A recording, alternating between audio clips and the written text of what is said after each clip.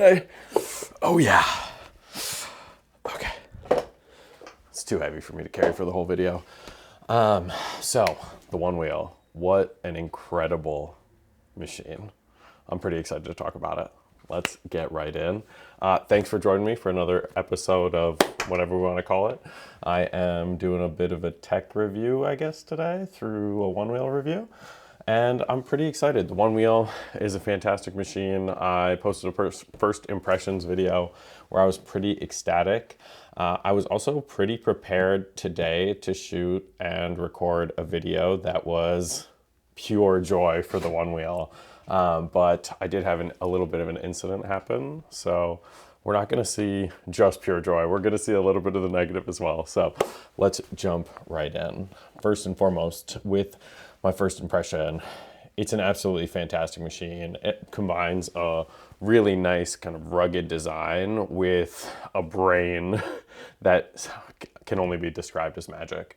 When you jump on the Onewheel, it kind of auto balances for you and really takes a lot of the guesswork out of how much you have to lean, how much you have to do. And it responds to such finite movements, which makes it really, really fun to ride. Now, before I jump into a few of the things that I love and a couple of the things that I don't love about the Onewheel, why don't we head outside? I'm pretty bored of actually just shooting here, doing this talking head stuff in my basement. So let's see what we can get to outside.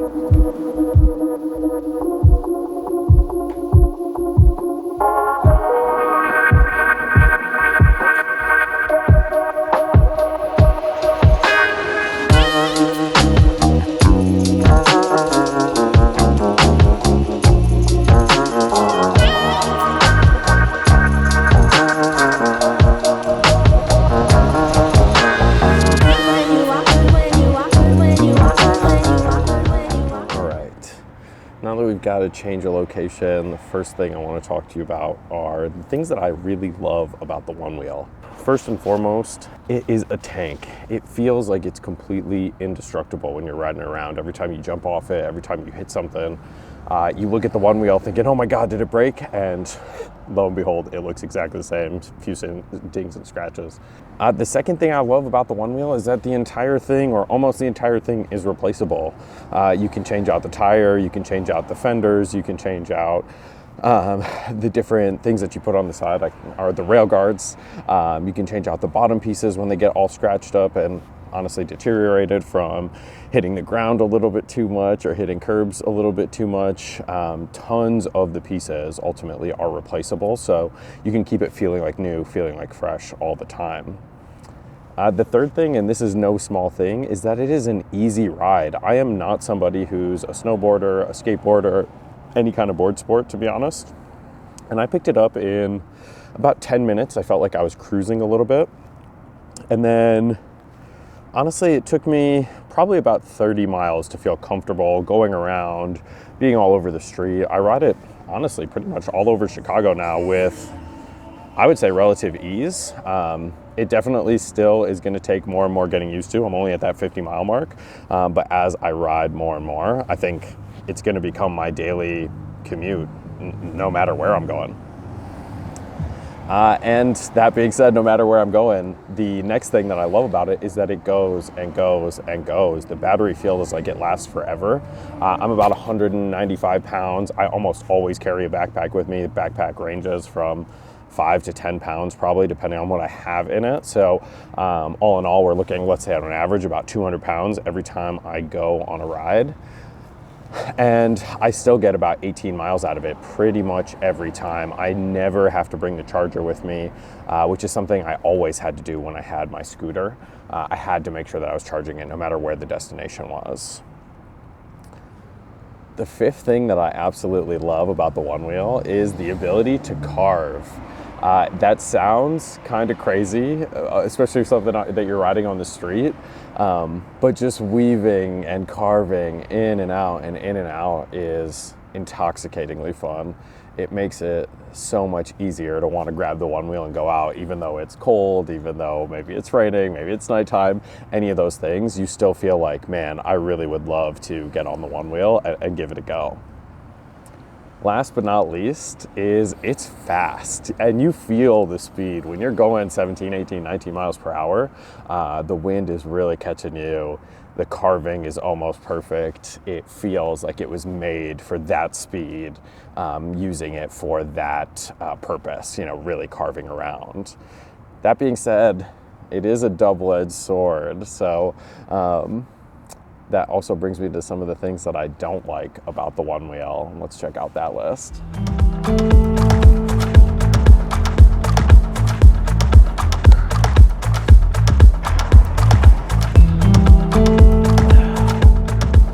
Now that we talked a little bit about the things that we love about the one wheel, let's talk about the very, very few things that I do hate about the one wheel. And hate's a really strong word.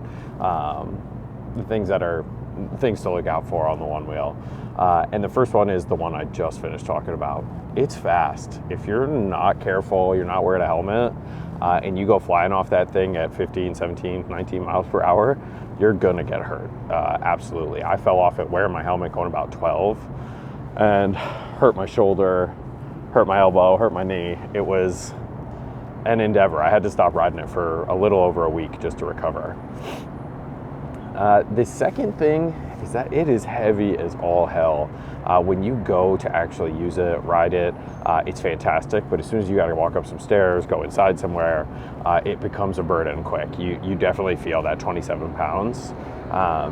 It's not a deterrent, but it's pretty close. The last thing is that you can't really bring it everywhere. As much as I love to have a bike lock or a lock that I can use for my scooter, train is going on behind me.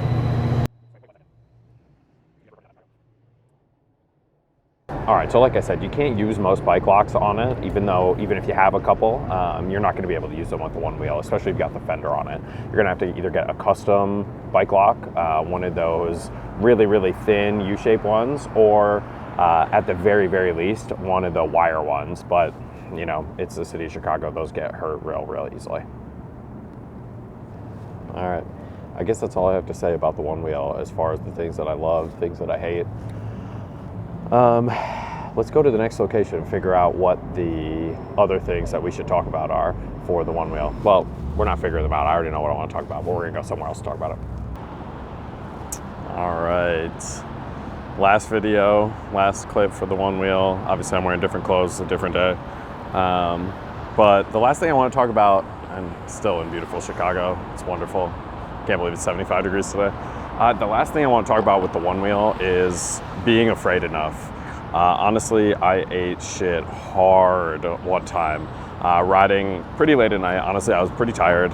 I was going up a pretty average hill, I would say, going maybe 12, 13 miles per hour.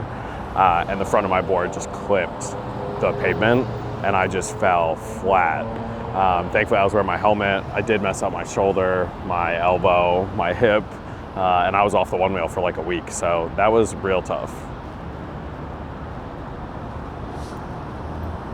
It's so weird recording when people are around, but it's a busy and beautiful day in Chicago.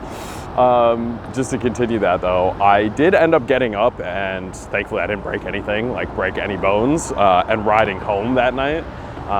But it probably wasn't the safest way to ride the one wheel. I definitely don't recommend riding while you're tired, drinking, any of those things. Thankfully I wasn't drinking, but I had been up for like 18 hours. I was just super tired and it was probably pretty close to midnight. So that's the last thing I'll say about the one wheel before the conclusions. Let's take it home to get into that conclusion. All right, and we're back.